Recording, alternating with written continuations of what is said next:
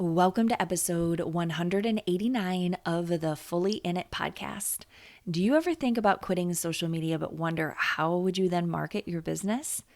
I quit social media earlier this year, and in this episode, I'm sharing what I'm replacing it with and how this will make my business marketing more effective than ever. I'm sharing the truth behind timeless business strategies that actually work and which ones I see losing their effectiveness in the near future. I'm also going to touch on AI as well because that is a disruptor that is changing the way business is done. Whew, are you ready? Welcome to the Fully In It podcast with Kate Saffel, a show for powerful moms growing life-changing businesses while showing up intentionally for their families. I teach you how to create a family-first and profitable business in less time by leveraging simple strategy, mom life-friendly systems, and above all, the mindset of going fully in it. You ready? Okay, I'm going to try not to be too long-winded in this episode, but we will just see how it goes. It is also about to storm outside. My dog is super anxious and he's right by my ankles. So if you hear heavy panting, it's not me, it is the dog. So I wanted to share an exciting announcement that feels truly full circle for me. Back in 2011, I was adjusting to being a new mom. We had moved for Kirk's first job post-graduate school. And I was feeling really lonely. I was trying to adjust to all of the changes. And what do you do when you're going through a major life change? You start a blog. I feel like that's what we did, right? Back in the early 2000s, early to mid 2000s. And the really awesome thing was that blogging, that blog led then to writing opportunities for me, both in digital and print. There was this parenting book that came out, gosh, what year would that have been? I think it was maybe 2012, called The Other Baby Book, and it was kind of like an alternative parenting book, and they had a whole website for a while. I used to be one of their guest writers. I've written for, print publications, little kind of like indie magazines and things like that. And then started the podcast Cohesive Home with Melissa, which then led to brand deals and building an international community of moms and families, which then led to my coaching business. So a lot has happened since I first became a mom, and I never would have thought that with starting a blog, it would lead to all of these opportunities. I just knew that I loved writing, and I wanted to share my story. And at a certain point, I moved away from the blog. I've been doing Instagram for a really long time, since about 2014, but I hit a turning point, I would say probably in 2020, when I quit blogging and I went solely on social media, primarily Instagram. And that's truly the main way I had been marketing my business outside of my podcast, was via social media. And then I just got so burnt out about it. I've already talked a bit on the podcast about that, so you can go listen to some old episodes from the last few months if you haven't heard of that yet. And I made the decision that I did not want to do social media anymore. And this episode is going to be about the why, and also the new method I'm going to be using, which is actually an old method, and that is blogging. Yes, I am going back to having a blog, and I know we think blogging is dead. I have a hunch that it's not. I really think that the way that people are blogging now, where you can't even read the page because it is so littered with ads and it's filled with a bunch of gunk because they're trying to hit certain word counts and jump through all of these digital hoops. I think that way of blogging is probably on its way out. I don't know about you. I personally, like when you try to find a recipe and you're like, please, how do I just get down to the actual recipe? That's not the kind of blogging that I'm talking about. What I'm talking about is soulful, it's helpful, it's real, it's storytelling mixed with sage business advice for moms who are in business. And I just think that this is so important because I've thought about how I have been sharing so much on social media for so long, and where does all of that information go? It is swallowed up by the algorithm in a matter of weeks. So why would I keep putting my best content on Instagram? Why bury myself in an oversaturated market when I could carve out my own online space via my website? Something else I always worried about too is, what if my Instagram got deleted and all of this incredible content, all these things I've written are just gone? Some of it I've backed up in documents and things, but a lot of it I didn't. That was some prime writing and content I've created, and to just think it could be gone in an instant, right? I don't want to feel vulnerable to the whims of Meta and what they decide from one day to the next, particularly when it comes to being a business owner.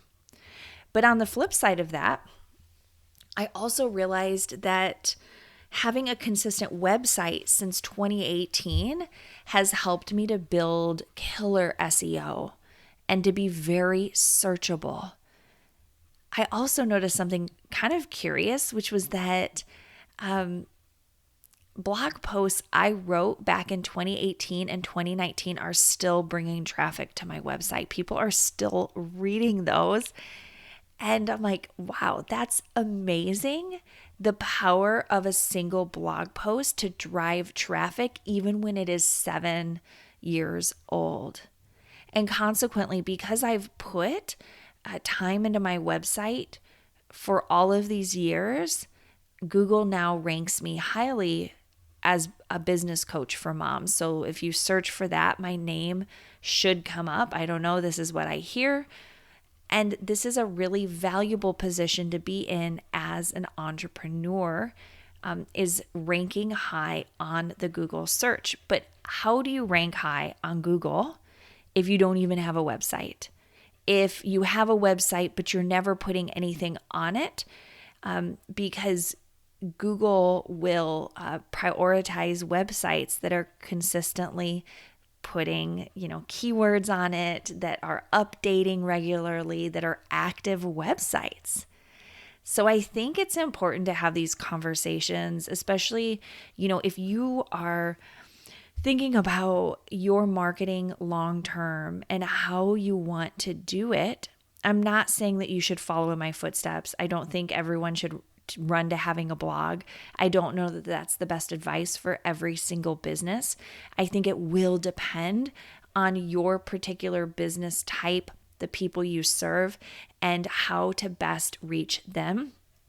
And that's going to be very individual to each person. I just know for my business, this is what makes the most sense, is to put my energy and efforts into writing consistently on my own blog and preserving that content for the long term so anybody can find it at any time. And then from there, easily find my coaching offers, as well as putting the time and energy into this podcast, because likewise, this also has been a wonderful way for me to build community and connect with so many of you, and also to sign clients over the years. Now, if this is a conversation you've been having, or you've been trying to decide about your next steps, I know that one of the next questions tends to be, should I have a blog or should I have a Substack? Right? Substack is really big right now. And I really enjoy Substack. I love just reading the essays on there. I do have an account, but I'm not posting. I'm truly just enjoying and taking it in. It's an intentional part of my day to just read a few essays on there and then tap out. There's a few writers that I really enjoy that I've subscribed to. And I thought about it and I thought, should I move to Substack? But there were a couple reasons for me that it didn't make sense for my business. One was that I didn't want to bring all of my subscribers that I've gained over many years to Substack to then become part of Substack. Because in my mind, Substack is a form of social media. And like, I wouldn't bring my email list and give it to Instagram. So then why would I give my email list to Substack? I think if you are just starting out, you're a relatively new business and you're thinking long term, Substack may be a way to go. But the thing is we just don't know long term the viability of Substack. The good news is I think that if you build an email list on Substack, I believe you can take it with you. Like you can take those email addresses with you if you decided to get off Substack and you wanted to, get a different email marketing platform. I'm not 100% on that, but I think that you can. And I know for some people too, the ability to monetize your writing on Substack is also very appealing, but I have heard that it takes time to build up a readership. I mean, just like anything else, right? Building a business does take time and effort. For me personally, I don't need to get paid for my writing. That wasn't something that I was looking for, where I didn't see that as a perk for joining Substack. The main perk I saw was that it would connect me to readers and people who maybe wouldn't come across my work otherwise, and to tap into a different market. But again, at the end of the day, it makes the most sense for me to put all those wonderful keywords and value on my own website and let people come directly to my website. And then I have an email sign up at the bottom of every blog post that if they're enjoying it and they want to get more, find out via email when a new post drops, they can do that. Which, by the way, if you want to support my blogging efforts, make sure to go subscribe. That would really mean a lot to me if you did so. The other thing, finally, that I want to talk about is the rise of AI and how it is disrupting the online industry. I don't really know how all of this is going to play out. I don't have a crystal ball to tell you exactly what's going to happen, but I do think that we need to take it into consideration, the way AI is changing how content is being created, how writing actually sounds, and protecting our businesses as much as we can from the impact of AI. My opinion is that standing out matters. Cultivating your unique voice is imperative, because we all now know the sound of AI speak, right? There's certain words and jargon and like a cadence that is just very recognizable. So I would say, don't be afraid to really sound like you in whatever writing you share online. I think people are going to become more and more attuned to that. And like I'm seeing on Substack is people are saying, hey, I want to know if you've used AI to write this. And they don't want to read essays from writers who are using AI. So who knows how this is going to go into the future. But I would really recommend that you think about what are going to be your marketing approaches long term, and if you are set up for longevity and profitability. Are the methods that you're using, do they have safeguards in place, or are you at the whim of other businesses and their decisions around your account?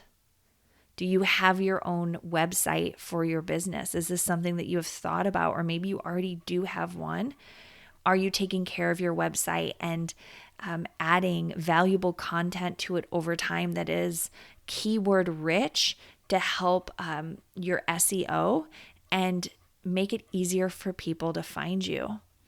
These are all things to definitely think about and work on. I know I'm going to be really analyzing how the blog performs for me, and I will be happy to let you know how it goes long term, but I have a really good feeling about it.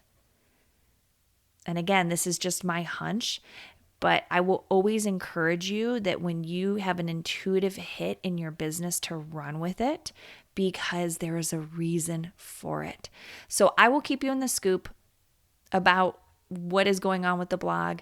I encourage you to go read it. You can go to happierinmotherhood.com and check it out. There's a few posts there already, and I'll be writing consistently every week from here on out. Thank you so much for listening, and I will see you on the next episode.